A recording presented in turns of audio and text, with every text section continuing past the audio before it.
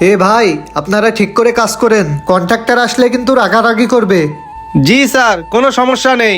আগামীকাল থেকেই ঢালাইয়ের কাজ শুরু হবে, আপনি কোনো টেনশন করেন না। কিরে, কি অবস্থা? কাজের কত দূর? কালকে কিন্তু ঢালাইয়ের কাজে হাত দিতে হবে।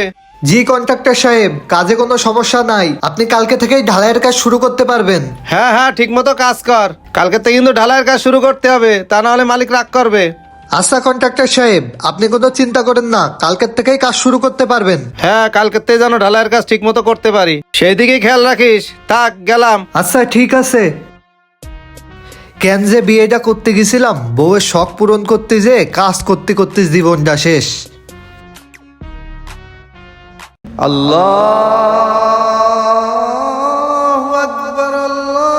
আজান দিচ্ছে, নামাজটা তো পড়ার দরকার। কন্ট্রাক্টরে বলে নামাজটা পড়ে আসি।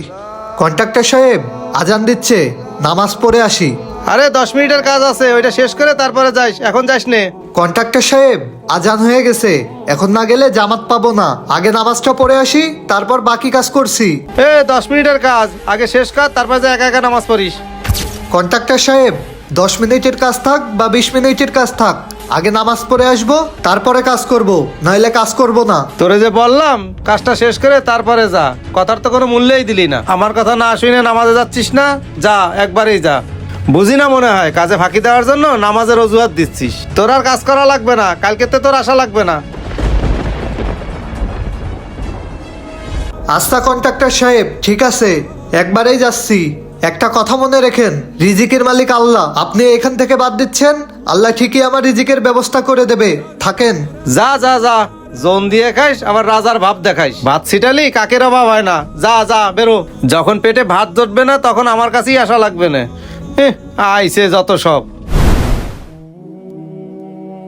হে আল্লাহ, আমার তো ওই কাজটা চলে গেছে, তুমি আমার জন্য নতুন একটা কাজের ব্যবস্থা করে দিও।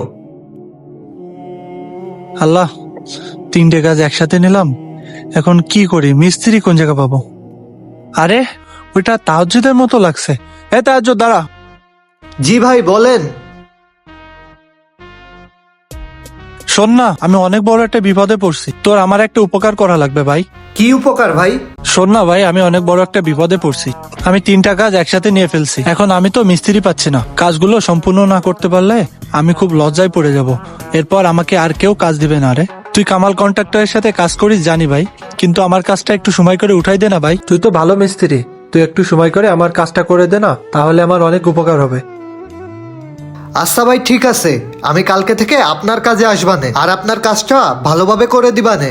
তুই আমার অনেক বড় একটা বিপদের থেকে বাঁচাইলি রে। তোর কখনো কিছু লাগলে আমাকে বলিস, আমি তোর পাশে আছি। এই নে, এই টাকাটা রাখ, এটা তোর অ্যাডভান্স দিলাম। আর কালকে থেকে সময় মতো কাজে চলে আসিস ভাই। থাক তাহলে, আমি গেলাম। একটা কথা মনে রাখবেন, রিজিকের মালিক কিন্তু আল্লাহ, তাই কাজের অজুহাতে নামাজকে অবহেলা করা ঠিক নয়। এজন্য হাজারো ব্যস্ততার মাঝে আমাদের নামাজ পড়া উচিত।